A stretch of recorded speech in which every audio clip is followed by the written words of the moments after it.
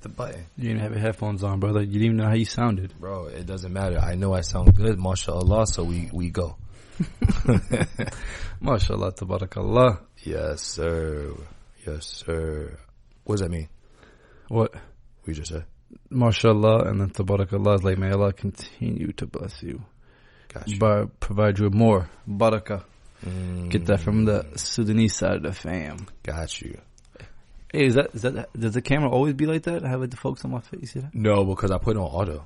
Oh. Yeah, you see it. See, what's interesting about this journey of potting is that every time we do this, we learn something new. Like last night was great. We had a great amount of wins yesterday, so that was very good. And I think that's very important, just starting out with everybody, that with this year coming to a close, as the last and final days and hours encapsulate on 2020, make sure you guys remember the wins, the small ones, the everyday wins. Every day, look for the win. Not the wind, the win. Oh, yeah, by the way, my tire's flat, so. No way. Flat. This one? Yeah. Dang. Yeah, so I'm going to have to putt to 7-Eleven. Putt, wow. Yeah.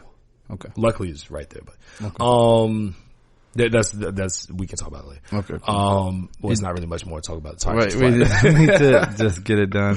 But you should be able to pick the car up. I mean, you got your superpowers on Monday, right? Yeah, boy. On December 21st. Now, you know what my superpower is? What? I stopped giving the F. Oh, really? Yeah, so I don't care as much anymore. I'm just out here doing it. I'm doing the damn thing. Dude, that is superpower because we think about everything what people say. So if you don't do that anymore, then you. Yeah, that's a superpower. And I'm trying to exercise to another higher level. I know. I'm trying. I'm on. What the kids say? They say I'm on God level. I'm on God status. No, I'm trying to exercise that power as much as I can. Not caring anymore, and not in a bad way, in a great way. What about you? Did you get a superpower? Because I know you. No. You are black, my friend. Right, I am. So. What I do? I mean, I missed the showing because it was cloudy where I was at, so I was kind of upset. You didn't have to see it. You had to feel it. I woke up that day, so I was good. What superpower did I get? A superpower that I got was, if you gotta think that hard, I don't think you got it. Right, no, I don't think it hit me. I think it skipped me. It's like a leap year. It skipped you. It skipped you a year. It skipped me. I think it hit my brother instead.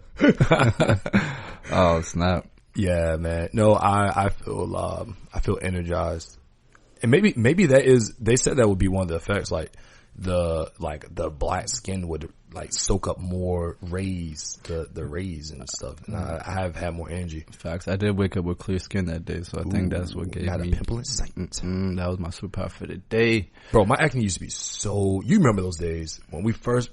It was so bad. Dude, man, mashallah, you could have got a check from what is it, Crystal Clear Pantene. Sir, can we use this before and after? Yeah, bro, they should. Look, bro, I try everything under the sun, bro, and it's crazy. It's like the thing that worked in my skin then works my skin now, and it worked so well they actually took it out of stores. What? Yeah, they don't sell it in stores anymore. They took it out, so the only place I can find it is online on Amazon. Man, isn't it crazy? What? Just the way, like, they do the same thing for, like, medicine, you know? Yeah. Once they find some that, you know, has some sort of cure, some sort of, like, you know what? Yeah. Oh, so, you know what? On that. So we're going to hop right into my theory on the vaccine and the pandemic. But before we do that, let's get the intro on. Yeah, let's go ahead and do that because that's going to be some explaining to do. Yeah. Let's go ahead. 3, 2, 1. What's going on, everybody? This is Jabril Salam. And Muhammad Hassan. And you were listening to the Young and Muslim Podcast. Asalaamu Alakum, everybody. So, Jabril. That'll be the last of the year. Wow. Soaking that. Soaked. So my theory, well, someone posed a question, right? Someone said, oh man, they're trying to give us a vaccine to kill us, right? Oh, the vaccines, don't take the vaccines because it's trying to mind control us and that the government wants to get rid of us. Bro, friend explained it like this, and it has made so much sense. The government wants to keep us here longer to continue to make money off of us. In a business, they want to keep you as long as possible. Why? Because you are a consumer, not a producer. They don't want the producers to stay. They want the consumers to stay because we buy. And part of the way the pharmaceutical companies make money is that the longer you live, the more times you get sick. The more times you get sick, the more times you have to buy medicine. The more you buy medicine, the more money they make. So why would they administer a vaccine that's going to kill you? Right now, pharmaceutical companies are losing money with the pandemic. They aren't making as much money because we're all dying. No, that's an interesting point. I mean, I do agree with the point about customer retention. The whole point is to keep your customer for as long as possible, supposed to be for like their whole life, depending on like what area of expertise you are. I mean, did you hear about all those people that got in trouble, like the Purdue Pharma family? You know what it is? So Purdue Pharma is like a rich family that does the Purdue chicken, you know, like chicken farms. Yeah, they're out there in Eastern Shore. Exactly. And they also administer like medicines, right? So they were really big on Oxycontin. Oh, so we're going to let the people that make the chicken also make the medicine? Yo, this is sick, bro. This country is sick. So these people are trillion. These people just have money for days, money long. And, they're the ones that administered all the Oxycontin and made it so addictive, you know, so people keep coming back. So they're being charged with the, not conspiracy, but being charged for the fact that this whole opioid crisis is going on, because they really help, like, it's been on the foundation, you know, built upon the medication that they are prescribing and pushing doctors to prescribe to people for a high price and saying, hey, this works. But it's very highly addictive, but it works, and people keep coming back, and they're making money. So now they're getting charged, and some people are saying that they should lose all their money. You know what I'm saying? So they're trying to. Well, not the chicken money. They're trying to strip. They're trying to strip the chicken money. I mean, bro, they need clean money. You know, so they're like, you know, we go from this medicine. Yeah, they're selling crack. They're selling crack, bro. People are like, oh, they think crackheads are just a thing from the 80s, and no, like friends addicted to pills are like crackheads. Because that stuff is literally the same thing. Gracious. Different highs. It's the way you cook. Same addiction. It's crazy, man. It's crazy that we live in a world where we are so mistrusting of, I think it's untrusting, mistrusting, distrusting, one of those. Distrusting. Of the place we live and the country that we reside in, you know? I think that's crazy that, especially with this presidency, we're seeing a lot of craziness going on, right? And this isn't a political podcast by any means. So if you guys are listening to this for the first time, if you're first time, last time listener, you've been here for the long haul, we appreciate you. Facts. All of you guys, whether you're watching on YouTube and whether you're listening on Apple or Spotify or any of the other DSPs, we appreciate you and thank you for joining the Young Gay Muslim Podcast. But, wow. Yo, this isn't a political podcast, but this is just our thoughts on it. I find it interesting that we live in that sort of place, and with us having Trump come to the end of his presidency and seeing things he's doing, we're seeing one of the most un-American displays of power we have ever seen, and one of the largest abuses of power we've ever seen. And there are still people who are vouching for it, and it's like all the things that are kind of wrong. It's weird to me when wrong isn't common sense. Like, people's definition of right and wrong are so off. It's just, that's one of the biggest things I've seen this year that's just like, wow. And I think one thing that what I really saw was that how powers can be exposed, right, if it gets into the wrong hands. And another thing that I learned is that our Constitution has certain loopholes, and people are finding that and they're abusing that. For example, you know, I'm from Egypt, and I know that the way that his name's Andrew Cuomo, right? Yeah. The Andrew Cuomo, who is the brother of what's the brother's name? Chris Cuomo, the governor of New York. No, governor of New York is Andrew Cuomo. Andrew Cuomo is the governor of New York, yeah. So Chris Cuomo was on CNN Live. I was watching with Jabril's family, and then he was just going in on Trump and just he was ripping. snapping. He was just ripping him to pieces, bro. Like, literally, any other country started talking, in the middle of the show, they would have picked him up and somebody else would have got to replace and continue the show on. Yeah. Like, it's like that. So I'm God bless Trump.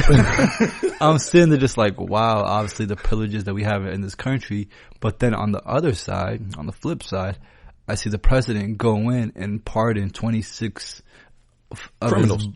Exactly. I'm sitting there just like, but that doesn't make sense. That's still corruption. You know what I'm saying? That's still but he has immunity, which is crazy. We see that in other countries and be like, how can that happen? That's a dictatorship. But when it happens here, we're just like, oh, I guess it's a loophole. Yeah, that is a good point.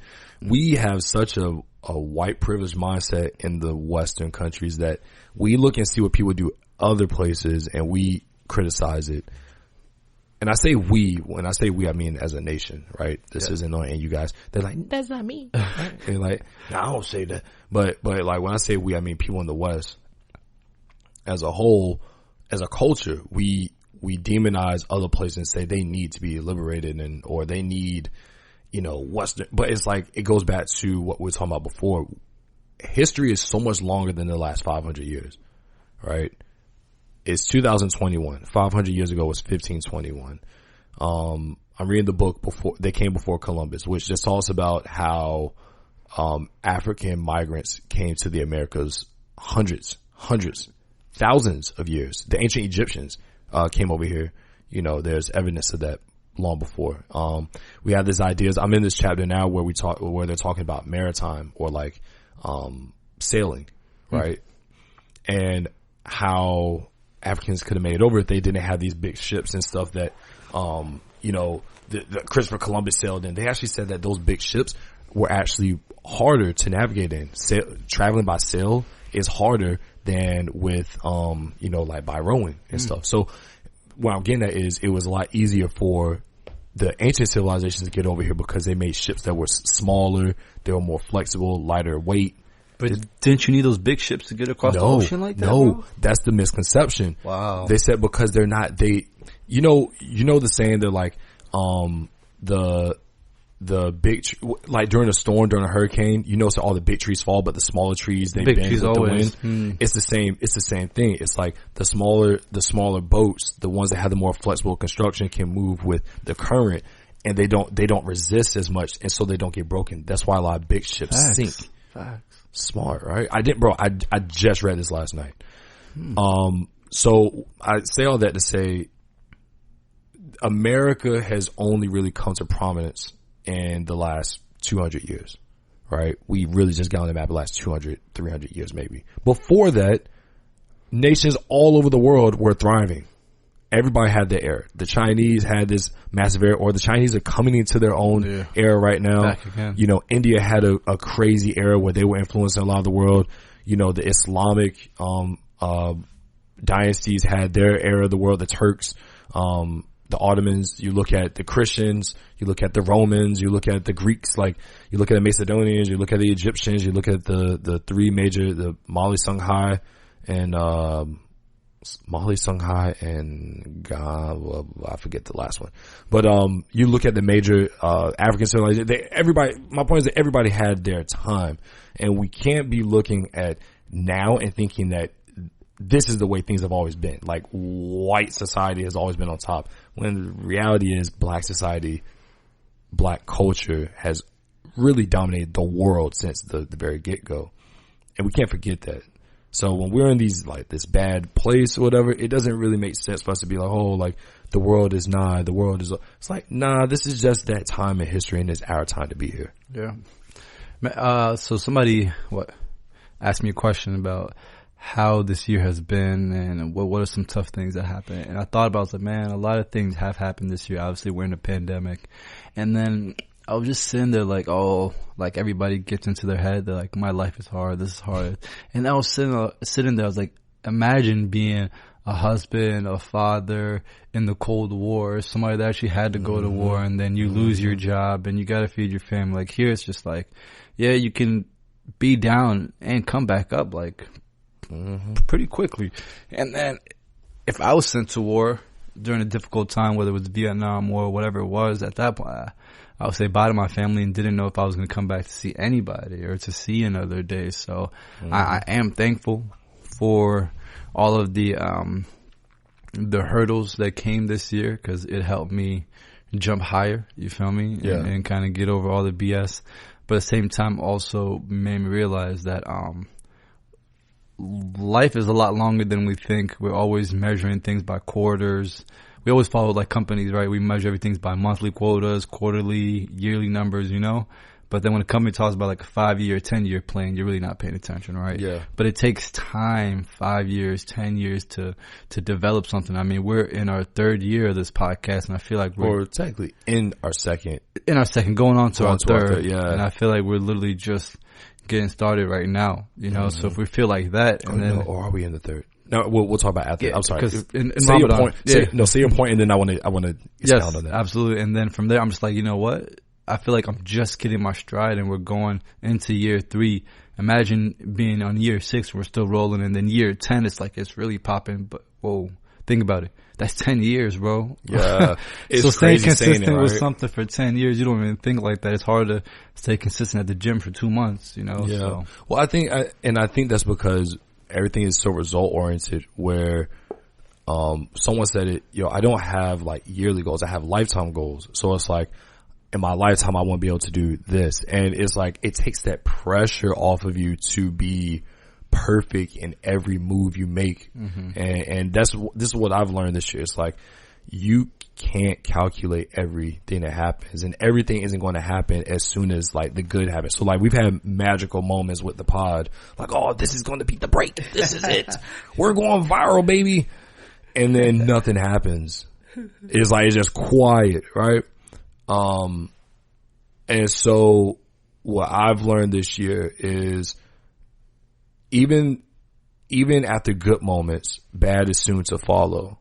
And that doesn't mean that the thing that started out good is not going to finish, fourth. Doesn't mean that Allah is saying like, nah, we gave it a trial period is not happening no more. It just means that this story of the thing that you're doing is going to take a little bit more time to actually develop. And you have to give that time to mature. And I think a lot of times we, as being, haughty, being, what we, what we get from Iblis, right? Characteristics we get from Iblis is that we're very, hard on ourselves. We're very judgmental on ourselves, and we're very hasty. We try to move fast. We try to run before we can walk, and not in the proverbial sense, but in the metaphorical sense of we try something, we're like, oh, I should already have this. Like, bro, I started doing video back in 2016. It's 4 years later. I'm nowhere near where I wanted to be, but I've developed in so many different ways. Even you with the audio, like where you started versus the conversation we were having last night with our guy Rome, it's like, talking, like, I had to leave the conversation because I was like, bro, y'all got this. Like, I have, like, it's really encouraging to see that, because it's like, yo, okay, you start out not knowing a damn thing to holding conversations and being able, it's encouraging. You know what I'm saying? It's encouraging because it's like to see people around you progressing and knowing you're progressing. It's like, if we see more of that, we'll do better. We'll do better for ourselves. It forces you to only play the long game versus trying to be like, you used to always say, hold on, did it actually happen? Where you're like, yeah, I want to get married, in 2 years, or like by 20. Did it actually happen? The goal that you had set? What is it, like 27? Something like that. I can't remember. Remember if you said 27 or 28. Yeah, it was 27, 28. I was actually thinking about that a few months ago. I was like, dang, I had planned that out. I just put it out there. But before I met my wife, I was just like, it's not happening. Like, but like, I just put it out there, and I was just like, if it happens, it happens. But I did shift my mindset, obviously, to follow up with those activities, because on the other end, and this is how gurus exploit us and make their money, is that they're like, hey, if you want to get something done, you got to do it now. You got to do a timeline. You need to write down your goals. Like, the time is now. I'll teach you how to do it. I'll show you how to do it. And then you get motivated. Then you start, and then you stop, and then you start, and then you stop, right? But I think the biggest thing is that when you know that this is a lifetime goal, then things slow down for you. The pressure is lifted, but you still need to put a date on it. So Gary Vaynerchuk, one of our virtual mentors, social media guy, he's just awesome. He's just like, bro, one day I want to buy the jets. I don't know how, I don't know when, but I know that I'm going to buy the jets. So in his head, That's what he's manifesting, and that's the mission. So now I'm not like tomorrow we're gonna wake up and do a big deal with a huge brand. Like I wish that's every day, but that's not what it's gonna be, and I can't put a timeline on that. But what I can do is wake up every morning and be on that same mission, overall mission. You know what I'm saying? And then everything that happens in between it, it's like a compass. We're moving at least towards that direction. Yeah, I think for me the North Star is like, yo, I want to be the best and the biggest Muslim podcast out, because like there's really not many people in this space. All right, there's a lot of people in this space, but I don't think there's many people that do it like us. And I genuinely believe we have the best product, and we have potential. We have even more growth. Like even just the equipment, just the sound of the podcast, the guests we can get, you know, the moves we want to make, the type of things we want to do. Like we're only in year 2. See me in 3-4 years. See me in 5 years. See me when we're, you know, when we got this down pack, you know, with the system, and it's like we got people with us, and like see me, you know what I'm saying? See me when we're on that level, because I think in this space, this niche space, we're big, but in the scheme of podcasts, we're small. And so there's still a lot more to learn, and it excites me because it excites me, and at the same time, I think in recent months it's been like it's been a lot, because it's like, man, we need to get there, but it's like I want to enjoy this process. Like, yeah, we want a studio, we want to be able to not have to be in the hotel room and record, or like, you know, have a little bit more stability and certain factors. But a lot of stuff is out of our control. I mean, bro, when we first started, we were recording in a minivan. We recorded in the back of a Toyota Camry. Yeah. You know what I'm saying? We recorded in a SUV. Like, we recorded in places that we stuck in hotel rooms to record. Like, we've progressed. And when you don't look at that progression, it bogs you down. It weighs you down. So that's, you know, something that I've personally been working on.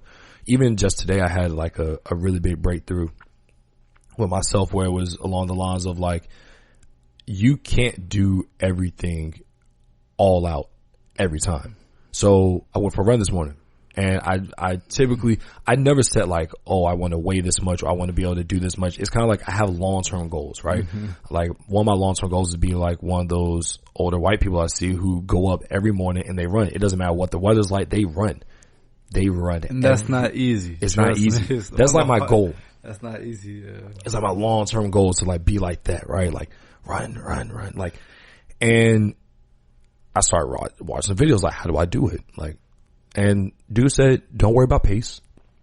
Don't worry about, you know, distance. Just worry about how much time you can spend on your legs. And I was like, damn, that's a good point. Like, just go and see how you feel, and then stop, and then try it again tomorrow. And so I did that today. I was like, I'm not going past this, because I'm an athlete, or was an athlete, kind of still an athlete. Like, I'm not kidding myself, right? Like, I've thought I broke my foot. I haven't really ran at all this year. I've run maybe a total of 20 times this whole year. So I was like, you know what? Let me run this morning. I felt really good. I woke up early. I was like, let me see what it's about, right? And then I ran 1 mile and I stopped, because I was like, I'm already tired, and if I go beyond this threshold, I'm not going to want to do it tomorrow. My legs, they don't hurt, but they feel good. And that walk will give me time for my head to get some clarity. I'll feel all right, and I want to do it tomorrow. Because what I usually do, and I feel like a lot of us do it, we just try and like, I need to run 5 miles today. Boom. And post it on the ground. You do it. Like, let's say you just do it. You're not going to do it again tomorrow, because you can't keep that up. And that plays on you like, oh, I can't do that again. I know I can do another mile tomorrow. I know I can. And that encourages me, because I'm like, I can do a mile tomorrow. I can do a mile. I can do another mile. I can do another mile.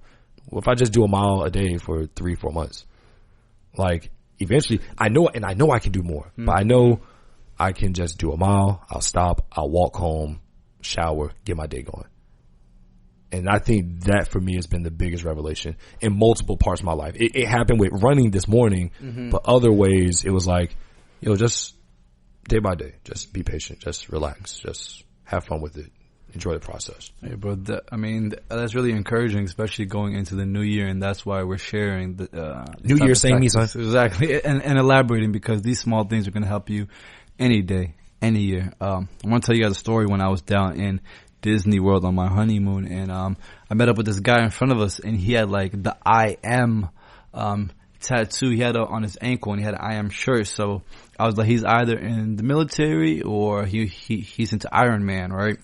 And if you guys don't know what the Iron Man is, what? You mean the Iron Man, the run? Yeah, like the Iron Man, like the whole thing. Oh, okay, got you. I thought you meant like it's the actual group. That was like a triple entendre. I thought you meant like Iron Man, the superhero. Then I was like, maybe talking about the run. Like, the regiment. And then my wife asked him, like, hey, you know, like, what is that tattoo about? He said he was 350 pounds, right? And then he said he wanted to change his life. And it was only for one reason. His why, he said, I want to spend time with my son, and I don't want my son to be like, hey, daddy, let's go for a run. Let's go play on a bike. Let's go kick ball, and tell him that I can't do that, or I'm tired. He said, I didn't want that. So just based off of that single thing, he's like, let me get to it. And I asked him, like, what'd you do? He said, I was a big dude, so I couldn't just start off running. All right. So what I do first? I just started walking. All right. I walked one time a week for like 10, 15 minutes. Then I walked twice a week. Then 3 times a week. Then 4 times a week. Next thing you know, I was walking every day. Okay. Right? For like 10, 15, 30 minutes, whatever it was.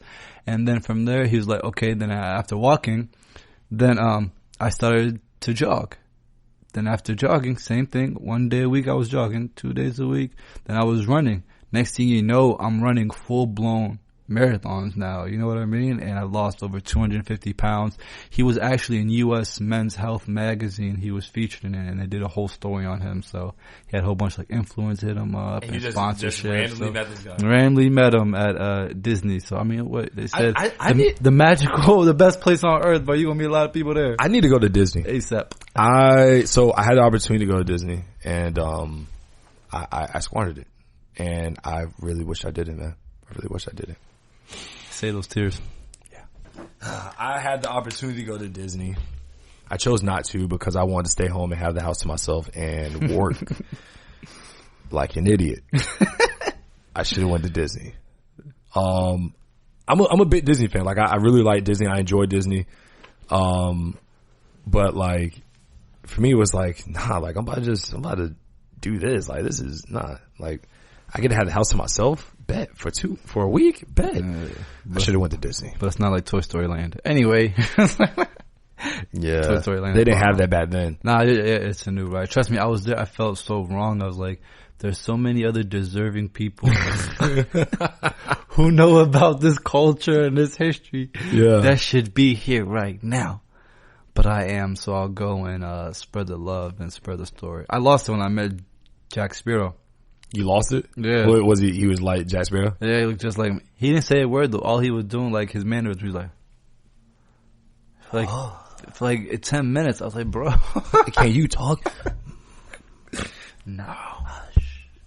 A fun fact, really not really fun, but I was listening to a podcast and they were talking about Saddam Hussein and his son, and they were saying that they both actually had stunt doubles. What? Mm-hmm.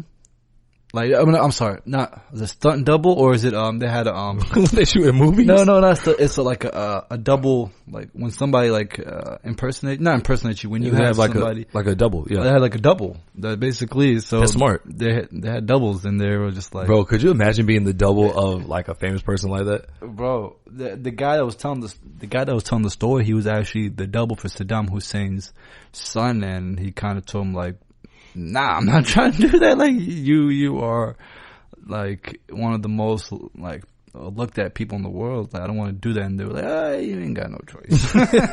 You look like me. You talk like me. I like you. You going, this job is yours. You know. You talk like me. No, I don't. Yes, you do. No, I don't. Imagine a life like that, dog. That would be insane. Like you have no choice, bro. And you can't look. The worst part is you can't do any crazy stuff either, because like. If you do it and they think that's him, you're gonna get smacked, bro. Imagine being the double for Trump. I don't think there's anybody who can fit that description right. He said, I don't need that. I've, people try to impersonate me all the time. It doesn't work because I'm tremendous. I'm tremendous at just being me. Yeah, you got that right. So we're taking questions that people asked us from the live, and someone asked a really good question. What was one thing that, one hobby you picked up this year, and why you happy they picked up that hobby? I'll start off with that. A hobby that I picked up this year, driving.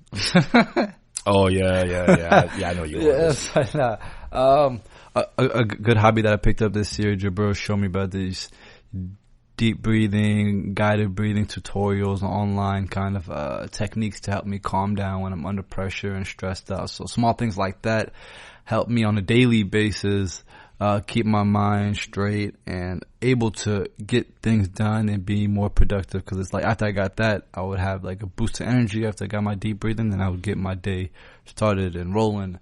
Yeah, that's what I would say. What about you? What's a hobby that you picked up? I take daily walks. I take a walk every day, and that's been pretty good. Another hobby that I picked up, maybe not so much a hobby. I picked up reading again. I'm glad that I did.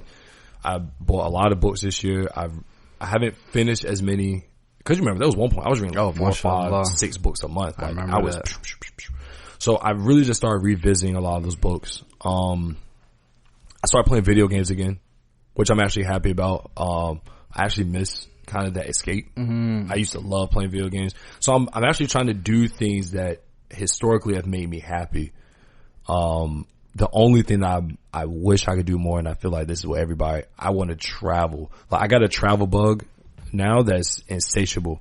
So, going into this next year, after watching a lot of people travel a lot, I'm kind of learning, ways that, timing is everything. I think traveling opposite of the horde. Like right now, a lot of people are traveling. I wouldn't be I just wouldn't travel right now. It's not smart, right? But I think, there are specific times where you can travel when no one else is really traveling. And if you're smart, if you look at the patterns of travel, the yearly projections, and that's what I plan on doing, just to get away a little bit, inshallah. So yeah, walking and video games are two things I picked back up.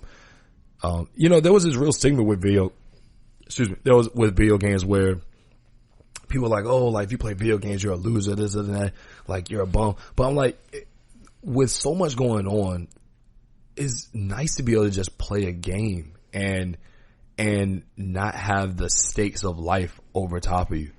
I'm a competitive gamer, but I'm not like a competitive gamer. Yeah. Right? I like to play. I miss the days of, meeting up with your friends and playing Smash Bros. and just beating each other and having bragging rights. I miss the days of playing FIFA with the homies and just eating, and that's what you know what I mean? I miss even sitting there, not even playing, just watching, catching up with my other buddies that are there. Now everybody goes online and plays. Yeah, it's completely They different. go online and play. They might even pay for money. Everybody has gamer tags. Yeah, you have a group of friends that you play with, but you miss that community feeling when you got 5, 6 of your homies, your cousins, you're just there playing, talking smack. You eating chips. You got dip. Do you think we're all too busy now for no reason? Something we're definitely busy for no reason. Yeah, we should have more of those times. I feel like as a kid, yeah, you have a lot more free time, but I feel like a lot of us, and this goes back to what I was saying before, we don't do a good job of prioritizing for the long term. So we don't really prioritize friendships anymore. We put those to the wayside thinking we need to work. But then I wonder, do we work a lot and still not really get, if we gave more attention to things like having game nights with friends, right? Or just kicking it, and still did our work in, smaller increments, will we still be where we are work-wise? Or is that bit of time that we're giving to other areas taken away from that? I think it depends on the work that you're doing. For example, the U.S. has the most millionaires blows everybody out the water, you know, across the whole globe. There is no competition when it comes to that, right? But I think it's just a culture. Entrepreneurs work all the time, but sometimes, you know, if you got a good stable job, or if you already put in the work, it's good to spend some time with your friends. So out in my community where I'm from, right by the mall, there's this bowling alley / like gaming center, and it has the world's largest Pac-Man in there too, right? And I'm looking in there, these games I'd never seen before. It was dancing, it was like DJ stuff, like snare drum. I was blown out of my mind. And I looked, everything was from Japan. And they had games for like grown people, right? They had games for like grown men, grown women. So I was thinking, I was like, that's probably what they do, man. They, you know, they probably don't work all the time. They probably put in the work and then go meet up and, you know, play games. For us, it's, when we meet up, people in our age, they want to meet up and just, whether it's like drinking, hitting a hookah bar, or hitting a club, like that's kind of the culture. Or they just go to a homie's house and just sit there. I feel like just switching it up, bro. You feel me? Or was, I feel like even worse, and this happens a lot, and this happens with us, right? The good part about, I'm gonna answer a question that we got as well. Okay. Someone asked, like, how do you do your podcast? Like, how are you so consistent? And I think a big part of it is, like, we do this together. Like, you're my best friend. Mm-hmm. We do this. We enjoy each other. I wouldn't be able to podcast with some random person. Yeah.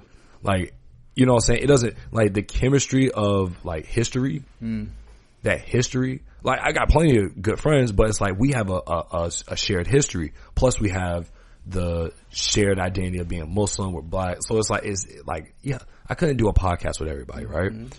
Mm-hmm. You have to enjoy who you're doing this with. You have to. There's no other explanation, right? But the hardest part about it is that we talk so often about work that even when we get together just to kick it, the lines are blurred.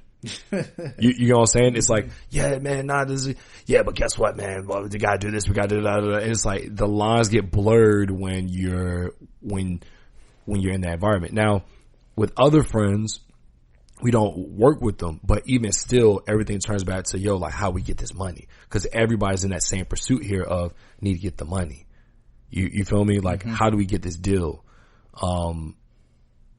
And other friends is nice. It's nice when you don't have that relationship with people where you can just talk and like talk about life for like fun stuff, right? That's why I was on Clubhouse, the Chatty house. All right, I was on Clubhouse. And I go in this room that said like not everybody's an expert. Like no one knows what they're talking about, something like that. And I went in, they put me as a speaker. And I was like, yo, like, why is everybody always so serious on this app? It's like everything's got to be about like religion or making money or how to break into this industry. It's like, yo, like some of y'all don't want to just get up here and like just have some fun, crack a couple of jokes. Everybody's in there taking notes. It's like your whole life is just that. Like you're just in a constant barrage of information. That's why we're all so freaking anxious and depressed. There's no laughter. So a couple of days ago, I spent the whole day just watching comedy. Like I watched Trevor Noah for like 3 hours, and it was great. It was great because it was like it was nice to just listen, hear jokes, and laugh, rather than business, money. Like Mr. Krabs is always miserable. Have you ever noticed that? He's only happy when he has money, but when the money's gone, he's miserable. Yeah, but I mean, you're just bombarded with ads and just people saying, I can show you how to make $3,000 in a month, you know, part-time or just off a side hustle. So we're always looking for the next big thing and jumping from here to there. We're listening to 40, 50 different influencers. And back in the day, it was just like, if you wanted your information, you would turn on the radio or grab your local newspaper. If you didn't want it, then you would just keep living your life. So now for us, it's just we turn off the phone. Yeah, there's just a barrage of information. And listen, I'm not anti now, right? Moderation. Yeah, I'm not anti now by any means, but I do think that you have to understand that the stuff that we go through now, people have always gone through. It's just exasperated by the things, the tools at our disposal. Like that sculptures have always been made, but now they get made a lot faster, right? the pains of it are different, but the process and the time that you have with it, the connection that you have with the world has lessened. And I feel like that's why more people are anxious, depressed, and things like that. So, question. How do you feel about 2021? I think as a young Muslim culture, 2020 was a pretty good year for us. Mm-hmm. I think we hit some milestones and some people are really coming up the ranks. Yep. They're trailblazing. So how do you feel about us going into New Year collectively? First, I want to just say the funniest thing that I saw within the young Muslim community was my girl Tuli. Shout out Tuli. Tuli got hacked and replaced with a white woman. I think she's a Saudi woman. Yeah, she was a Saudi princess for like a month. It was, if that was anything that was hilarious, that had me rolling. They thought they could get away with that. They really thought they could get away with replacing this beautiful, what's she, Gambian? I don't know. Well, you could replace this beautiful African sister. Right. And no one would notice that she turned into a fair-skinned Saudi Arabian princess. That joint had me rolling, bro. The question was like, what? She was from Guinea. Guinea, yeah, Guinean. Yeah. Now the question was like, how do you feel? So I mean, look, like Rami's hot, Tuli's doing her thing, Jamad's out there crossing dudes up, like, you know what I mean? The Muslims of the world just want a big troop. Brought, Fuzi on, like, it looks like everybody's coming back to the light. And what I like is that I feel like the Muslim influencers were all kind of spread out doing their own thing, but everybody's slowly coming together and finding different ways to kind of collaborate, and they're bridging the gap. Great question. I feel like it's good in many ways, mm-hmm. but at the end of the day, it's like business as usual. Mm-hmm. Like, okay, that's cool, but a lot of that success is more individual success. Like, hey, their platform's popping, and you're seeing certain people collab, and that's really dope. I'm more so concerned with the smaller people who are coming up. Like, I like watching people before they get big, mm-hmm. right? Mainly because I like to see that growth aspect. Like, we just did a live. There's this one YouTuber. Her name is Missy. Really good YouTube channel. I did the She's from Korea, right? No, I believe she's from the UK. Okay. I don't know where in the UK. Or Great Britain, because I think Great Britain would include a couple more countries. I don't know where she's from. I can't really tell by the accent. But she's studying in Korea. And so her vlogs are like, hey, I live in Korea. Mm-hmm. Really cool. But it was really interesting to see her vlogging and sharing this experience. It's super dope. And so I was like, yo, go check her out. And we've been doing this since we started the podcast. Like, mm-hmm. It's never been about who's got the biggest influence and party or anything like that. It's more so along the lines of, like, who's doing dope work. And so when I see the bigger people, I'm like, yo, like, that's cool. But there's, like, you guys are big. But there's so many other dope influence or people that have audiences that might be smaller, but I feel like their work might be better than yours. Right? There's people that have huge audiences for music. Huge. But I feel like there's a lot of people, diamonds in the rough, that make better stuff. And maybe it just interests me. Mm-hmm. Right? I was about to say that. So I think it's dope that we have a lot of the bigger people collaborating, but I'm more interested in seeing how the little people get on. I'm more interested in seeing how the smaller creators get on. I'm more interested in seeing, like, I get more hype when I see, other podcasts that we've been following for a while, or smaller podcasts, still here. Yeah. I get more hype for that than seeing, no offense to most of the world, Fusi. I get more hype. Like, it's a big moment. Don't get it twisted. It's a great moment, but I would be more hype if I see the YouTuber that I follow and she has 4,000 subscribers on that trip than Fusi too. I see what you mean. You get what I'm saying? Because for me, that means, okay, the culture being pushed forward, because someone that didn't have any light at all is now being put in a position. And I feel like it sucks, but I feel like a lot of these companies or businesses or whoever, and this isn't pushing on anybody in particular, mm-hmm. we chased the number game, but not the longevity of culture. Value? Because like, So, and maybe it's in different markets, right? Like certain people appeal to certain people, but I see a lot of value, and I'm going to just keep using this one sister, her channel. I see a lot of value in getting this one girl who has a vlog about her living in Korea versus, you know, someone that just makes a lot of videos and they're huge and everyone watches them.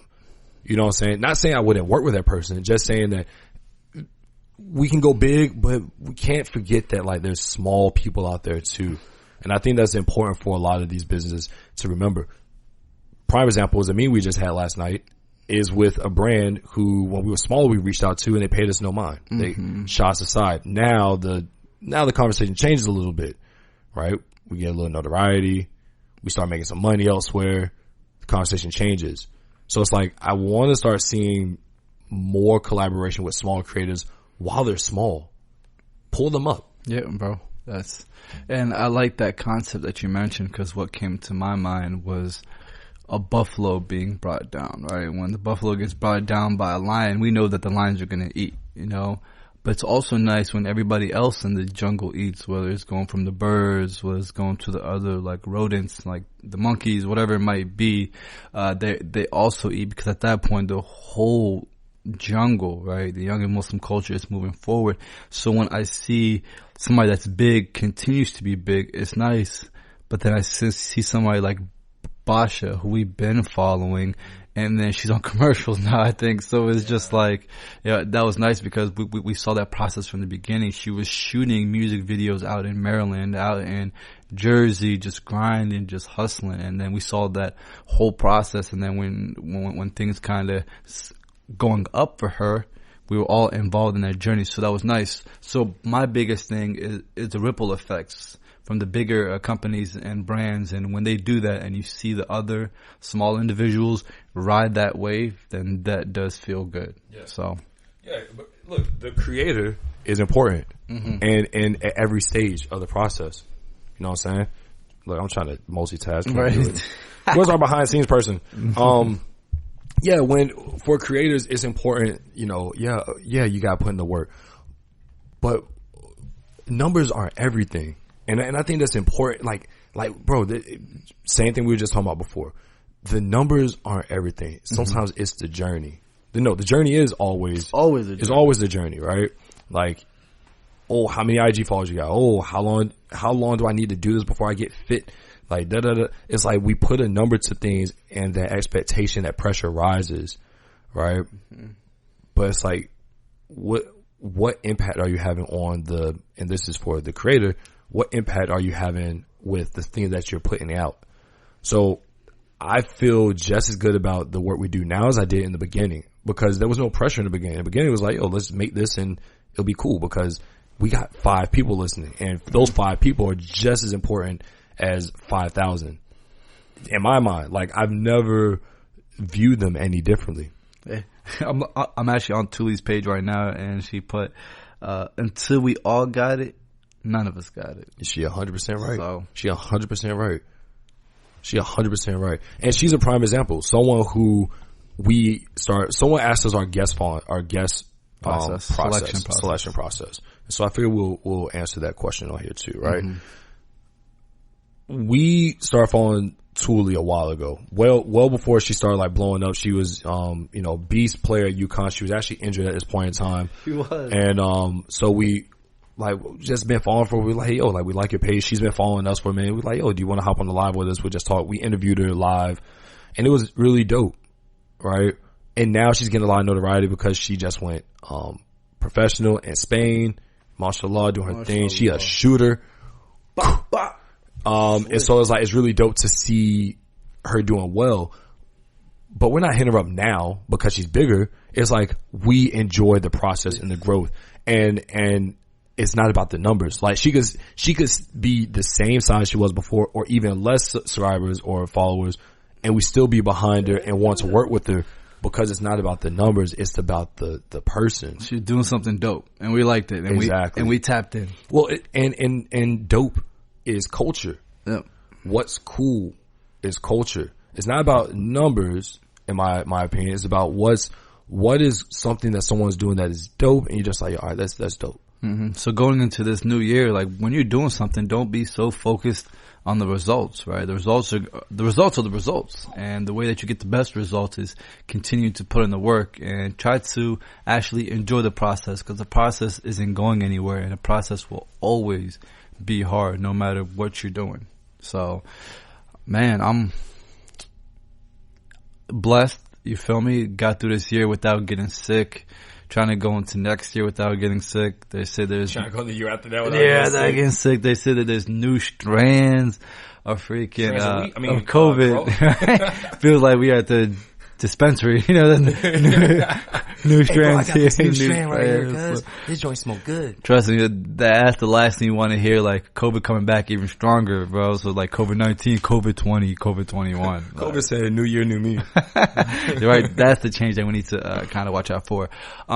A big thing that I want to focus on this next year is my relationships, right? My relationships with myself, my relationships with my family, having a better relationship with Jabril, because I was telling my wife this, when it comes to relationships or energy, when you call people, like your friendship meter goes up, right? Cause like, hey, I'm staying in contact with this person, we're flowing, but when you don't contact people, it doesn't stay the same, right? Cause things happen in their life, it just goes down.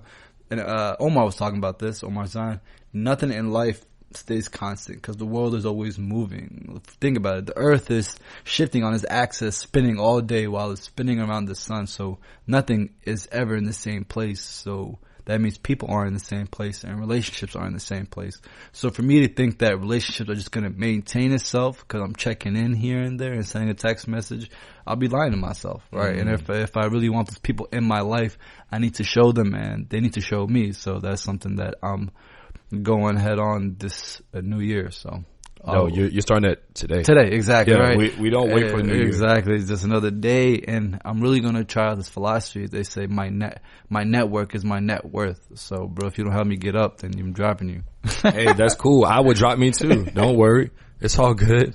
You know, like everybody says the same thing. Will Smith said, you know, if 5 of your homies broke, you going to be number 6. But you know what? And I'm not going to lie. My head went there this year. I was like, yo, I need more people around me that are doing better than me. Granted, it's very tough. Mm-hmm. I'm not a fan of anything virtual. I'm not a fan of any of it. You just don't. I don't. I haven't sat any of those classes, even live. I'm just like, I can't because my I need physical. I need a touch, right? Like saying, all right. Oh, let me stop the camera. We about to pod. We about to pod. We potty right now. We about to pod. This is about to potty mouth. Potty mouth. You got a potty mouth. Yo. Hey, that's the name of the episode. You got a potty mouth. You a potty mouth. All right. I'm not a big fan of anything virtual. That's a big reason why I'm not a fan of like these virtual dating apps. I'm not a fan of the lives really. I mean, I'm a fan of the lives because I think that they have a purpose. And I think, you know, you can just have some fun with them. I like doing the lives. Don't get that twisted. But, more specifically relationships. So, all right, I'll give this disclaimer. I was talking to somebody this year. It was all virtual, obviously, and it couldn't work out. And a big reason is because we couldn't see each other. You feel me? And for me, I feel like I've seen a lot of people getting married, they're starting new relationships, and they're doing things virtual, which alhamdulillah, like that's dope. That can work for you. But as Mo and I talked about, there's so much more that you have to know about a person that you can only get when you're in person that you can't get virtually. Would you agree? I mean, look. and when I say relationship, I'm not just talking about romantic. I mean, I'm talking about friendships, all that. I'm talking about all of it now. Bro, so, for example, right now, with my cousin Mo, shout out Ridge, Reston. Town Stars. Ridge, you already know, baby, throw it up.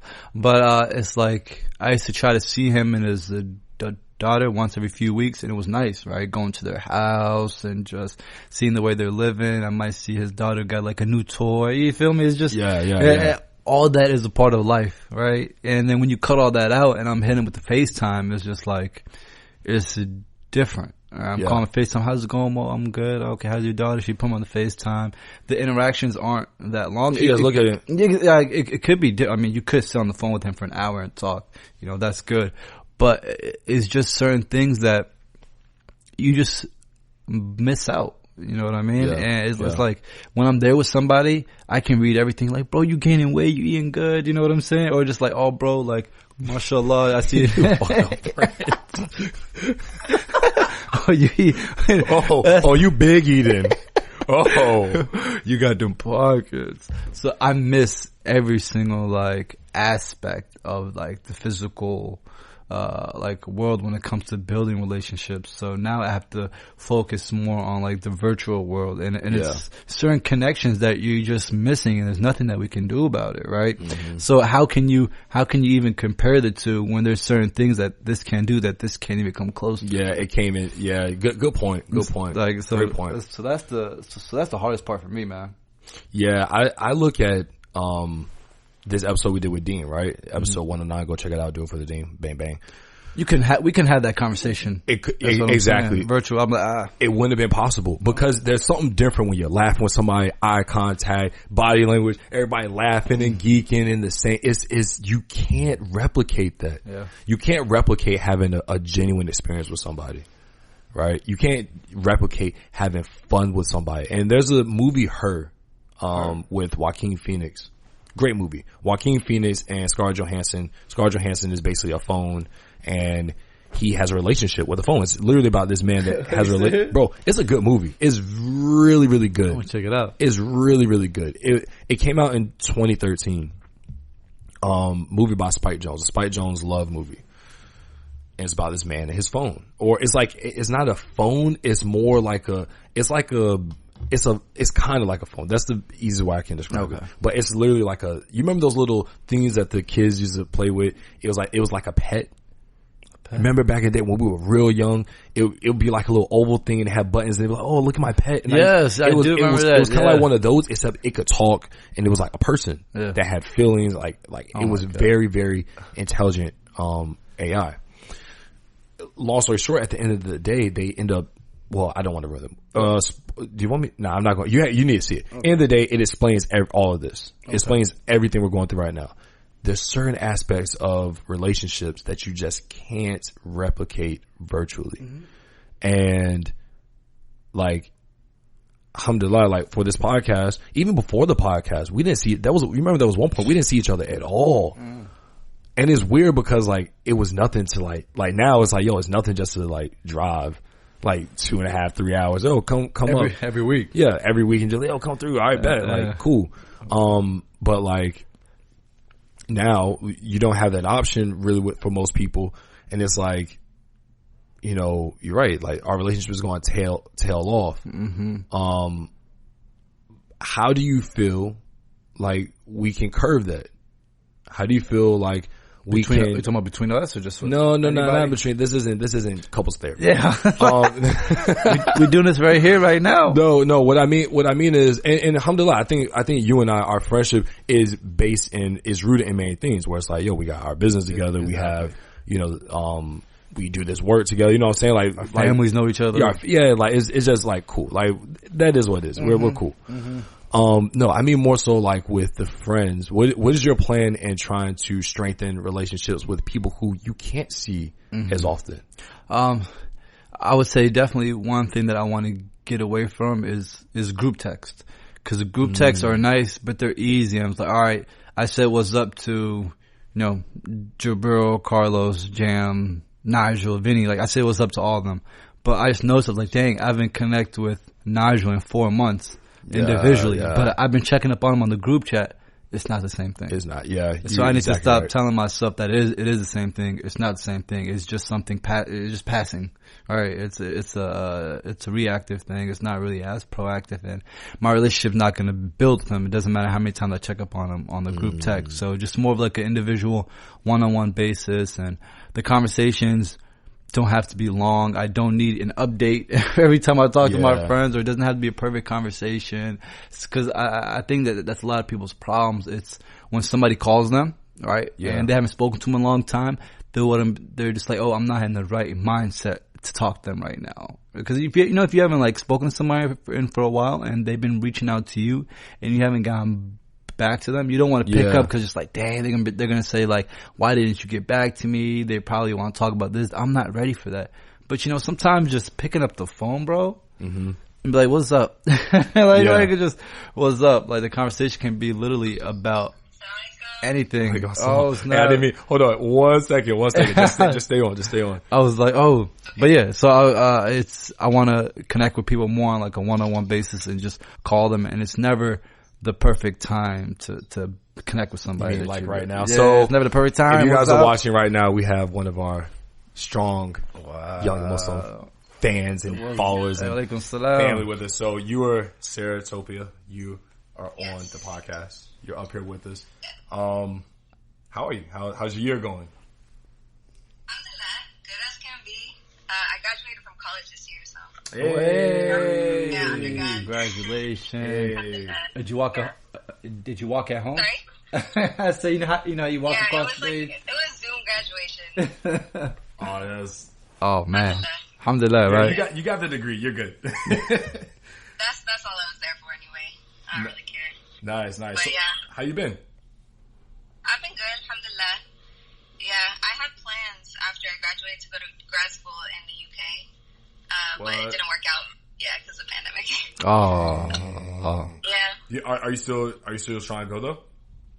I'm still trying to go to grad school, but not in the UK anymore. I don't think it's like the right time for that. But honestly, I'm grateful for this time because I've been able to like really reflect on what I actually want to do instead of like, I was kind of like in the mentality of like, okay, people are asking me what I want to do, so let me like give them an answer. Instead of like giving myself an answer. So it's been beneficial. That's good. I mean, college and just grad school is the decision a lot of people have been having to make and teeter, just like, is it worth it with the online experience? What am I going to do with this? I can just Google everything and not pay a dime. So I know those are tough decisions to make, and may Allah bless y'all. I feel like when we went to college, did we even have a decision? Our parents are just like, yep, y'all going. It don't matter how much it costs. So I think it's nice because even parents are seeing now like, if your teacher ain't gonna help you, I'm not gonna help you. You should just stay home. Exactly. Nah, that's sick. Yeah, my parents, like, when it came to, like, after my undergrad, my parents were like, yeah, you're going to grad school. There isn't really an option. My mom especially, she's like, that's, like, the next step. But it kind of, like, put a pause on that. So it kind of worked out in my benefit because I didn't want to go right away anyway. Because I was like, I don't know what the heck I want to do. Why am I going to pay for grad school when I don't know what I want to do?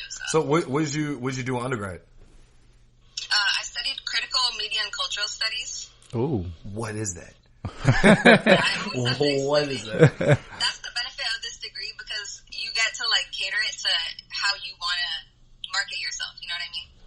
So, but basically we looked at culture and media and how they interact and affect each other, how what we are seeing in the media like affects like our situation and reality. That's super important. That's dope. I know. Yeah, it was great. I didn't know what I wanted to study even for undergrad, but I just knew that I wanted to study something that like exposed me to social issues, and that really allowed me to do that. So nice. Yeah. Nice. Well, listen, you're on the pod, right? You're here with us. It's your moment to shine. It's your moment to shine. You're gonna sing. You about to break dance. What you about to do? Whoa, that's not what I said. If I could, I would.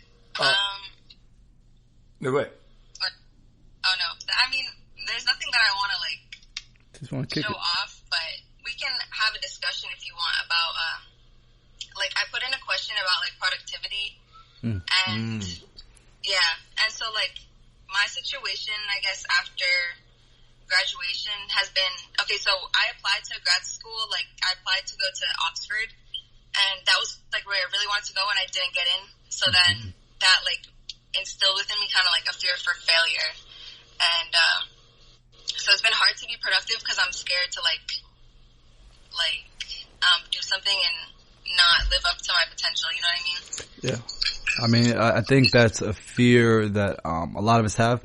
It's funny that you say this. I was talking to my wife a few days ago, and I was just like, a lot of people are scared to fail. right? Not in regards to the actual failure itself, because it does hurt, but it's just the embarrassment of it.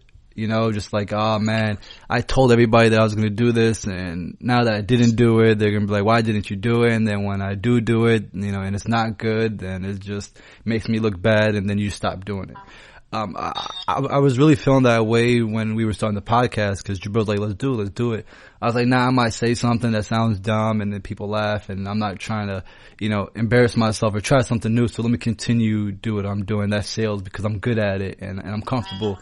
But this year has shown me that you just got to get uncomfortable if you want to get far in this life. And COVID has made me uncomfortable. Getting married has been uncomfortable. You know, family things just have been uncomfortable. The podcast. So everything this year for me has just been uncomfortable. Even like my job situation, just doing this full time more and doing my own thing, that's been uncomfortable. So instead of kind of drowning in all that, just trying to take one step at a time. And know that, like, nobody else matters, you know? Like, I don't care about anybody right now. Obviously, still care for them from a compassionate standpoint. But in regards to productivity, it's just like, I need to take care of my stuff. I need to get these things done. And it just starts with this one thing right here. So, yeah. Would you add anything to that, Jabril? Hold on. I'm trying to take the limit off of my... phone for IG? Yeah, for IG. I have a limit on there. Okay. All right. I have to just delete the limit. All right, cool, dang. Like myself put on. For staying productive, yeah, I think what you're going through is something that we all go through. And it's like, if I start this, am I going to be able to keep up with the expectation? One that I put on myself, and then that other people will add on to that. Now that I put that out there, I've stopped telling people a lot of my goals. I think that's a big one. Mm-hmm. There's certain people you can tell certain things to, right? Where they'll just be like, okay, cool, go for it. Mm-hmm. And then there's other people who, and these can be like parents, these can be siblings, mm-hmm. It can be, you know, the people to tell or not tell, right? These can be best friends, whoever it is. There's certain people to tell, certain people not to tell. And there's this quote where they're like, don't talk about it, just do it, and then let people respond, right? But in your case, right, like you have this school that you like, man, I really want to go there. Like, that'll be really dope if I could do it. All right. You didn't get in. Just do it again. Just try again. See, I mean, you graduated. So yeah, I guess it's not like with college where it's like you couldn't get in and then you try again. I don't know the process of grad school, but why not try again? Right. If that's where your heart is set, keep at it, because one thing I realized this morning with that one run, that glorious run, one thing I realized is that just because you didn't succeed at the thing that you prayed for or worked towards doesn't mean that it's not meant for you. It just means that you aren't going to get it right now, because you could very well, and I'm just using the school as a metaphor for whatever it is, you could very well get into that school or do that thing a year from now. Mm-hmm.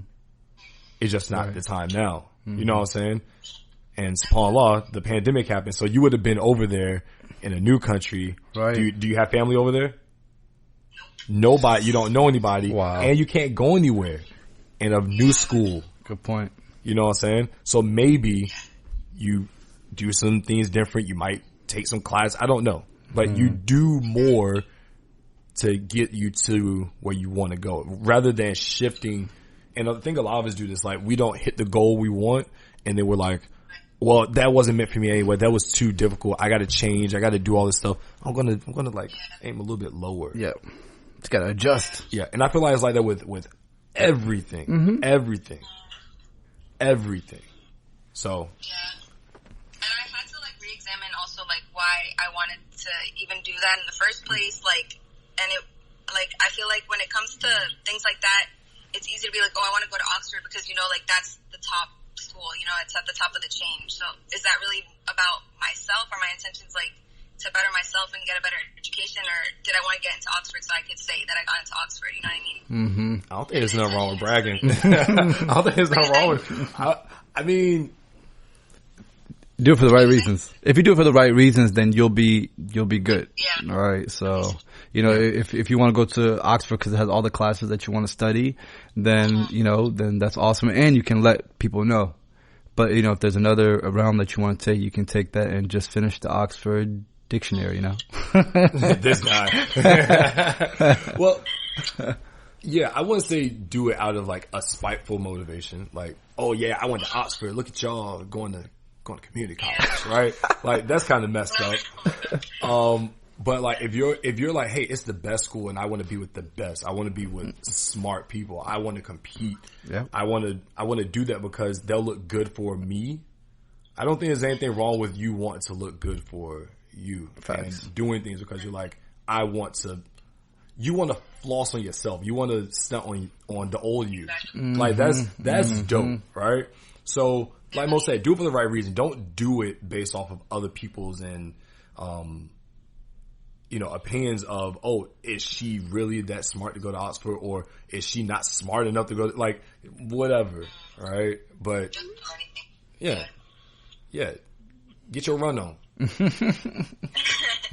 making running jokes? Yes, I'm making running jokes. Making running jokes.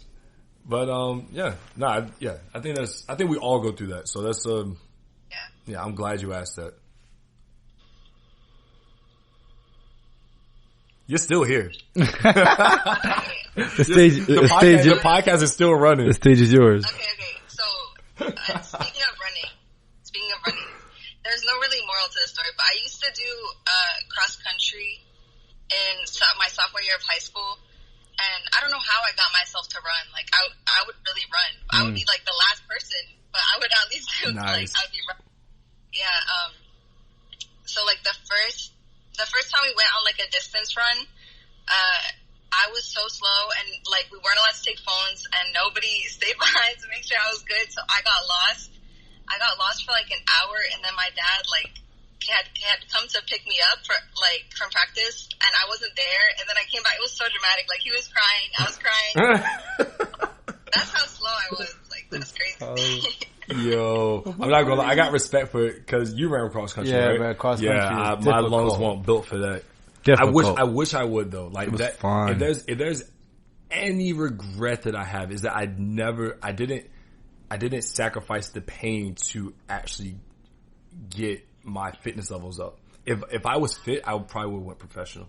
Oh, I sound like one of those guys. I sound like that old guy. Oh, it was the one for my knee. I would have went pro. It would have been a wrap. Yeah. I'm like, I was built to be an athlete. I didn't live up to it, but I should have been. I feel like you still got time. But I feel like that's most of us though. Like I feel like as a human, we're all built to be like athletes. Like no one's built to be a couch potato. Not saying anyone is. Warriors. Like, yeah, we're built to do things and be active. Mm-hmm. So yeah, it ain't too late. That's why we were talking about it. He mentioned a story about a guy who lost a significant amount of weight. And he literally just started with doing one thing once a week. Walking once a week. Walking once a week. Once a week. I think you can walk more than once a week. Mm-hmm. But, it's like you start and you start small and you grow. And that's really what this whole episode has kind of been about. It's like, how do you start and continue without putting the weight of the expectation on you, which makes you stop, right? How do you do things without the pressure? Yeah. My thing with like when it comes to like exercise and fitness, I have like phases. I don't know if you guys go through this too, but it's like not only do I have phases of like bursts of okay, now I'm working out, but like I also like switch up what I do. Like I used to run and then I stopped, and then I started weightlifting, and then I stopped, and then I did CrossFit, and then I stopped, and then I went back to weightlifting, and then I started roller skating, and I just like, and then jump roping. Like I just have phases, and I like literally never stick to it. Like, but I guess that's good because you don't want your body to get bored of what you're doing. But I just gotta like stop the stopping part. Right? Yeah, I think it's whatever can keep you active and staying active and having fun with it. Like for me, now that I'm not playing soccer as much, I was just like, wow, I have to do other things now to stay active, like walk and go for runs. Cause when I was playing soccer, that was so easy to stay active because I didn't think about it. I was like, I'm gonna go out there and just ball today, and I was active. I wasn't like, hey, I'm gonna go and burn calories. Like, hey, I'm gonna go play ball. So it could be the same thing for jump rope or just CrossFit. So I guess you find out the different things that you like, and it's okay for you to switch up. Just make sure that you're doing something, you know. So just continuously, whatever it is, like you're doing something or whatever it is. So, all right, now, Sarah, I have questions for you. Ooh. All right. Okay. Bang, bang. Now, this is more along the lines of, like, this isn't like to pat ourselves on the back or nothing. Just want to put that disclaimer out there. How long have you been listening to the podcast? Because you've been around for a minute. Mashallah. Mashallah. Yeah, honestly, I don't even know. I'm really bad with time. I would say, I don't know. I think it's been over a year. Okay. That's what I would say. Over Yeah. a year. Well, You have any idea? I have no idea. Oh. Hold on 1 second. Hold on 1 second. All right, you said it was about a year. Do you remember like what episode you kind of came in at? And how you heard about us? My memory's so bad. You studied too hard. For me to, sorry? You studied so hard. Yeah, exactly. It's just filled with other stuff. No, but I can't remember the first one I watched, but I'm sure I came upon you. I think I came upon your Instagram, and then I just started watching your YouTube videos directly. The first one I watched, Or that you remember. Maybe not the first, but the first one that you're like, all right, I'm gonna stick around. oh, it's really, I can't remember. I'm so sorry. No, you're good. You're good. You're good. No pressure. There's no pressure here. There's no pressure. The reason I asked is because, like you, along with like a handful of other people, like our aces, like you're the go-to. You're the eight. We called you, right? Like you're here. You're on the pod. And we were talking about, you know, how things are virtually, and like you've never met us, but it seems like we talk to you just as much as like our regular friends. You know what I mean? So yeah, now it's cool that there is light at the end of the tunnel with this whole virtual thing, right?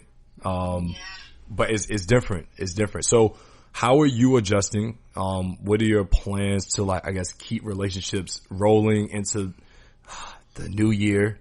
I'm not a big fan of like new year. Like it's just another day. 2020. Yeah, whatever. What are your plans to, I guess, adapt more to things going on now? And then how do you want to, you know, how do you want to thrive for the foreseeable future? You mean like in the context of relationships, like maintaining relationships and stuff like that? Mm-hmm. Yeah, okay. So I would say, honestly, like a global pandemic like this kind of helps you figure out who your friends are. And I don't mean like that if you haven't been talking to somebody that like that automatically means like you cut them off, but it's just something to look at, because, you know, we're all in a stressful time, so it's not as simple as, oh, they're not talking to me, we're not friends anymore. But at the same time, like, it's an opportunity, I think, to like build those friendships. And I would say like the most important thing for me is like calling people, like hearing their voices and stuff like that. Catching up. I think it's actually beneficial because like you have more to talk about when you don't see each other that often. I think it's healthy to have that kind of space for relationships. Facts. She's saying bars. Yeah, and I'm taking the Village Auntie's course right now, Foundational Womanhood. Oh, nice. Shout out. It's an amazing class, alhamdulillah. But it's kind of teaching me how to develop intimacy with like women, with like my sisters, which is something that I've always struggled with. So I think a lot of it is like knowing what you want from a relationship and then setting boundaries that are appropriate for your relationships and then just maintaining that.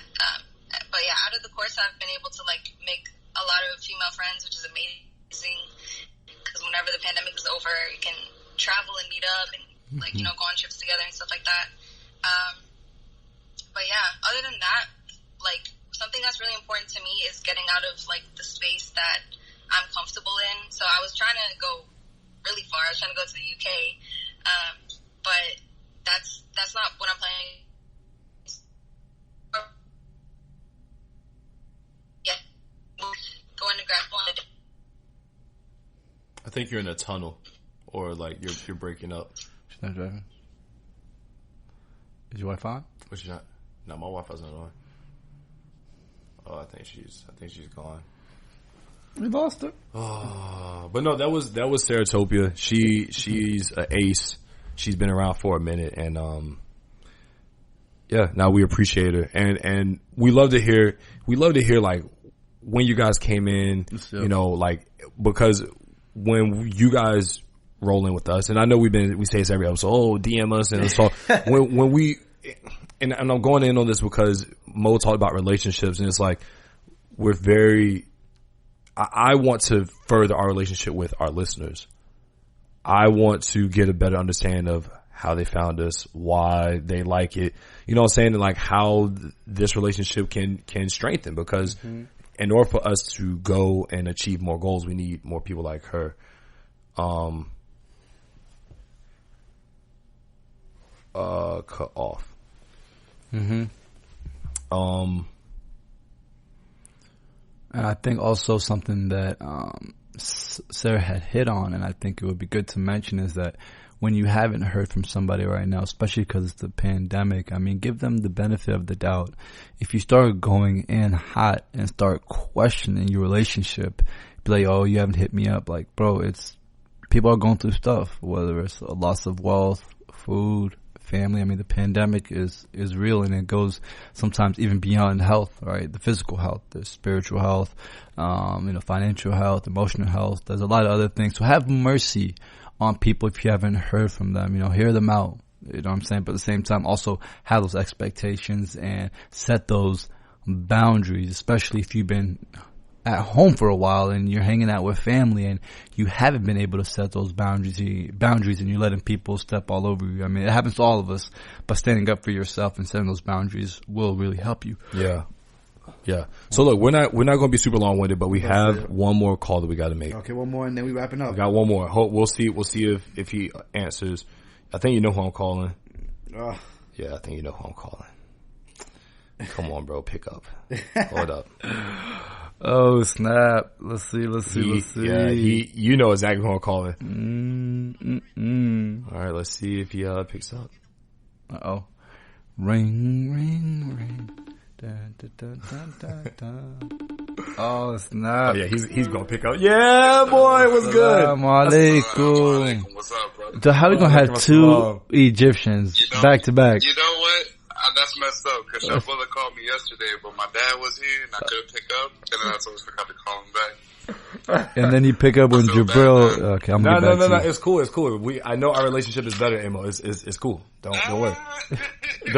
Don't worry. There's a love there. Hey, but you live on the podcast. Have you seen his new apartment yet? Yeah, I've been there. Oh damn. Yeah. All right, never mind. I think we're equal. Hey, but Amo, you've been asking, bro. You have been asking. Oh nah. Yeah, it's coming true, bro. Oh, live on Dr. Phil. It's a Christmas miracle. Oh no. Yes, you are on the pod, my brother. What is happening? Alright, so lay it down on me. What do I need? What do I need to do? Bro, we just wanted to call you, man, to see how you've been. We're talking about maintaining good relationships, and if there's anyone that we both know who always is trying to maintain good relationships, it's my man Amo. Hey, look, I'm not gonna lie to you, bro. Amo does a great job. So what Amo does, he thinks he's slick. To maintain relationships, he's usually the coach of a soccer team or something before COVID. And even though as stressful as it was, he actually kept us together, like all like Muslim brothers, young boys that you wouldn't see. But because of Amo putting that work, I'm gonna see my homie on Sunday. If I get there early, we can link up even after the game, grab a bite to eat after we ball. And Amo's been doing that for the past few years. So I do want to say that I appreciate you, bro, for real. It's not easy. I know it's a pain. Appreciate y'all more. Am I live? Is this live? No, this is live. You're live right now. Like you're being recorded. Do I put a shirt on? No. You're not being. No. You're good with no shirt. You're good with no shirt. And no visuals. There's no visuals on you. Quarantine I life. will say, Shopwell, a few years is an understatement, man. You remember 2010, we used to ball with the Egyptian old heads on Saturday. Yeah, you've been doing this. Yes. Like soccer mom status. Hey, no, dude, yes. You were soccer dad? Soccer amu. Soccer amu. Come on, man. Get it right. Come on, bro.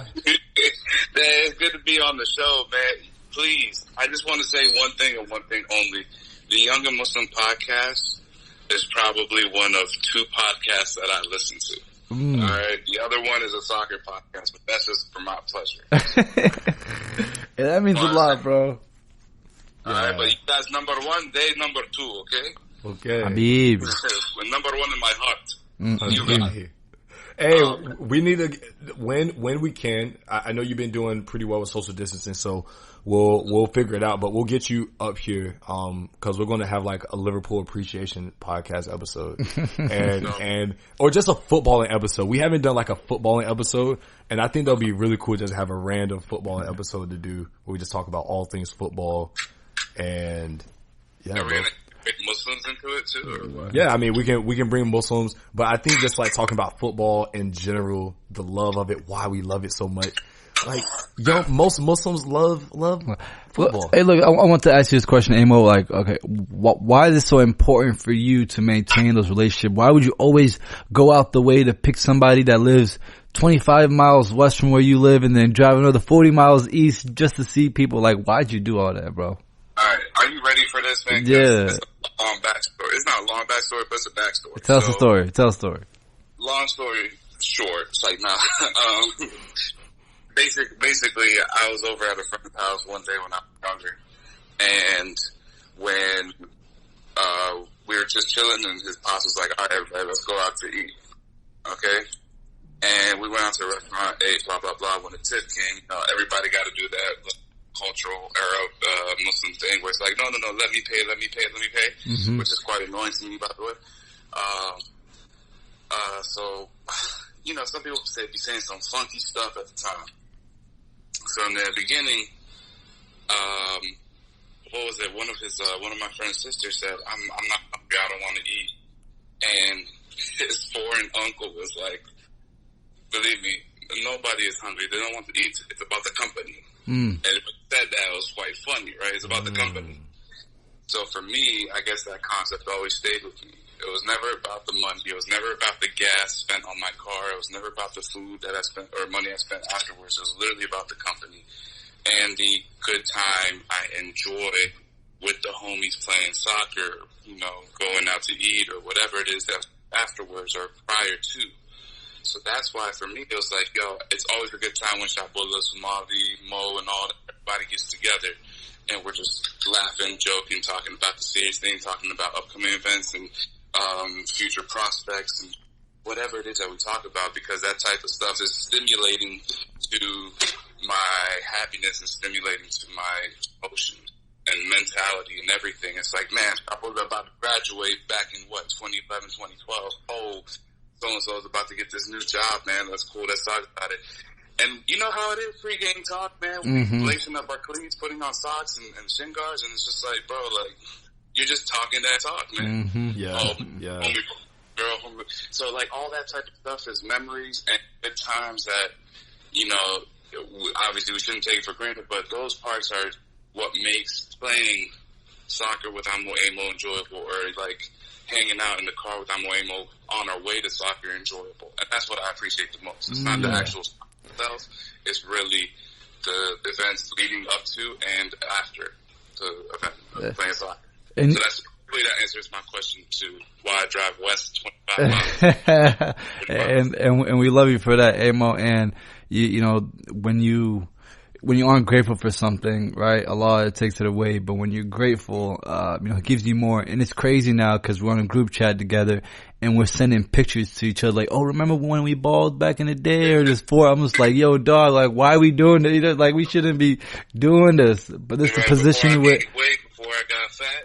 It's the position we're in right now, so we want to find a way to always continuing to make great memories, Yeah, stay connected. No what happens every Friday, and we also have a non-Muslim friend in our group chat, and every Friday he participates in it. Everybody says Joe Mama Mubarak. Right.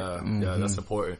You know, I think one thing you hit on that's vital is you do it for the company, and we've talked about this a lot more. It's like the older we get, obviously you get busy, and so you have to set things aside, and you have to make that time for it. And one of the things that I want to do more of, and I've talked with Tarek and Somali, and I've put in the chat, is like we need to start leveling up with our maturity and how we spend time together. You know what I'm saying? So like doing old things, right? And we like kicking and stuff, but like I would love to take a trip with you guys. I would love to do things that now that we're all older, it's like it's more doable.